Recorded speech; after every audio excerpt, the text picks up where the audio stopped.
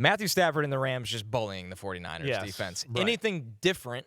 Because these are two coaches that know each other as well as anyone, where I don't think you can walk out and do the same thing every time against each other. No, you can't. And that's why their games are crazy. That's why you'll see one game where you go, wow, it's a defensive struggle and offense is hard to score. And then there's the adjustment the next time they play where they're like, wait, they did this and this to us. We're fucking crazy psychos. We're going to go back into the lab and see how we can expose that. And so it's an awesome matchup because Shanahan and McVay, of course, are two of the best play callers in the game. They're two of the best head coaches in the game. Overall, everything they're involved in is amazing.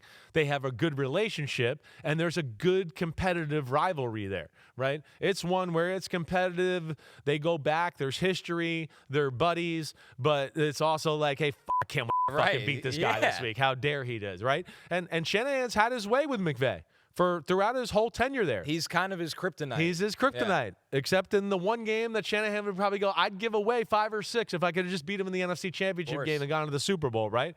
And McVay, of course, has the Super Bowl win. And Shanahan's been there twice and hasn't gotten that, right? And Shanahan's like, wait, I taught McVay a lot. How dare he get a Super Bowl before I do, right? So there's all of that there that plays into that. But at the end of the day, and just right away, I mean, the 49ers are maybe a playoff football team. Right. Which is kind of amazing. Right.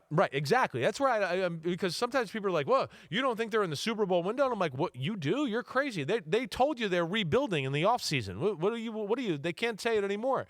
Their coaching's awesome. They still play hard as hell, but they're not in the same class as the Los Angeles Rams. The Rams could be hoisting the trophy this year. The 49ers are a team where you just go, wow, if they get in the playoffs, that's a big deal for them where they are this year. So it's two different classes of football team in my eyes right now. And the Rams are going like this in the process of doing this right now, going, we're starting to play our best football when we should be playing our best football, and we're better than you, San Francisco. And the Niners have already lost the war of attrition. Right. I don't think there's a team in the NFL that's taken a bigger L on injuries than the Niners. I agree. Their top 15 pick at edge rusher, out for the year. Yeah. Their superstar who's paid $1 gazillion at edge rusher, Right. Bosa, out for the year. Fred Warner, best linebacker in football. Right. Done. Right. I mean, don't even get into the wide receivers. Juwan Jennings is out there on one leg every week. Exactly. Center was out. They've had it all. Right, exactly. So no Brandon Ayuk. Yeah. I mean, right. You name it, they've had issues there. So they're not in the class with the Rams. But the big thing here, and I think if we just get into the film right away, one, the Rams have so many cool plays. 2, and this is where I need you to back me up because I don't even know how to work what the numbers work on any of these sites or how to do that. I'm the human computer here for you. But when I looked at it and you saw my notes, first off, the Rams came out firing. Like, wow. Like, the first pass of the game was like, we're looking for 25 or 30 right away. It wasn't like, hey, we're just going to get a completion and feel good about ourselves. It's like they came out, it was motion, and they were like, we're attacking down the field. And so that was the other thing that jumps out. And then off of that, right, I felt like, man, watching it, I was like, it seems like the Rams are shifting and motioning more than they usually do. And I know they do it a decent amount always, but like when I'm watching the film, I'm going, every play, they're coming to the line of scrimmage. I'm going, oh, they shifted to this. Okay, now this guy went in motion. He's set, and somebody else went in motion. I was just like, it seems like they're doing more than usual. And I felt like also off of that, a lot of tight, condensed, bunch-like sets, right, that are good for the run game, and then also I think have purpose to defeat the 49ers and how they cover in the pass game off of that. So I think those right off the bat were some of the few things that really jumped off at me, right? Those condensed sets, the pre-snap motions, the motions in general, and playing 3 tight ends. I think those were the baseline that I was like, wow, that seems a little different from the Rams than what I'm used to seeing on a regular basis. And the concrete numbers back up everything you're seeing, Chris. Okay. So this is a team, they're top 10 in motion to begin with in the NFL. Right. But this game specifically, 39 of their 68 offensive snaps, they ran pre-snap motion. Almost half the damn game. Yeah. Right. And then the second aspect with the 3 tight end sets, they've run 97 plays with 3 tight end sets this year. That's second in the NFL. They're averaging over 5 yards a play in 3 tight end sets. This game, though, 30 plays. 30 plays with 3 tight ends on the field. The next highest team, for context, in the week ran 17. So they're almost doubling. It's incredible. What the next high, and the most important part, because who the hell gives a shit what you're running if it's not working? Well, they're averaging 7 yards per play on those 30 plays with 3 tight ends. That's amazing. They love their tight ends. I know. They love their tight ends, right?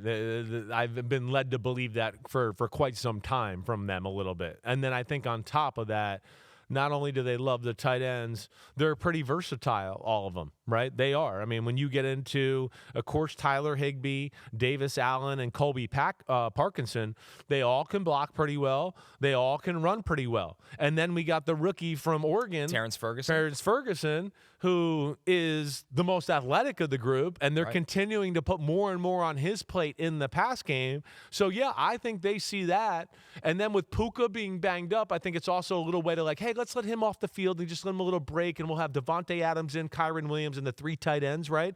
And we can still pose a lot of problems for people. I think with all of that, that's the beauty in that. And I think with this one especially, they go, wait, the 49ers, they've been blitzing a lot lately because you just mentioned it. Pass rushers are hurt and all that. So the way they have to get pressure is blitz.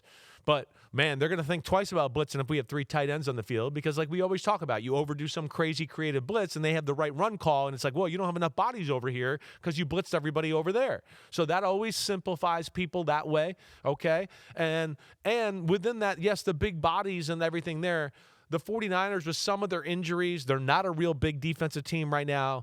They pushed the 49ers around in the run game. Like, I don't remember seeing.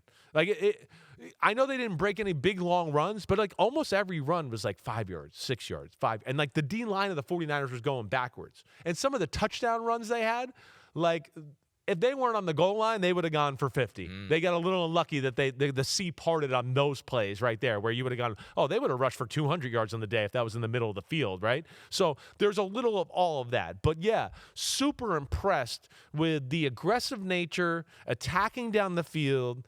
I mean, play action galore from them always, right? I mean, they run play action even when they're not running the ball well. So I still love that. And, yeah, between all the movement and creativity and aggressiveness, I just thought, man, it was one of the best games the Rams offense looked all year. Before we jump into the play action, I want to ask you a question about motion for this game specifically. With all the reserves the Niners are playing, what kind of pressure does that put on players that are honestly just trying to get their feet under them? I think that's probably a big reason of why they did it too. I think you're spot on. A lot of eye candy? A lot of eye candy, a lot of testing communication with guys that are new at their spots and not totally, hitting on all cylinders and communicating with everybody and getting everybody in the right defense. So I think there's a lot of that right there. Right? And, yeah, the beauty of shifting and motioning a lot of the times is, one, it gives your quarterback some clues. 2, it doesn't let the defense just hunker in because, again, defensive players all week have been, hey, when they're in this formation, they do this. When they're in this formation, they do this. So you're kind of, as soon as you see them in that formation, your brain starts to go there. And then even in those formations, a lot of the times you've seen them so many times during the year from other teams, your own offense, you have a bunch of things going through your head anyways. Hey, teams like to do this. Teams like to do, our offense does this, right? We all have the same plays. So, all that checklist is there in your brain. But when somebody goes, okay, wait, they're about to run these plays. They always do this. Oh, wait, they shifted this formation. Okay, they like to, oh, my gosh, they're motioning to somebody else. Hey, check it. Hey, check. And all of a sudden, it's like a fire drill, right? Yeah. And it's like. Before the ball and you hope everybody did the right thing. Yeah. And I think that's why you shift in motion. It does give yourself an advantage.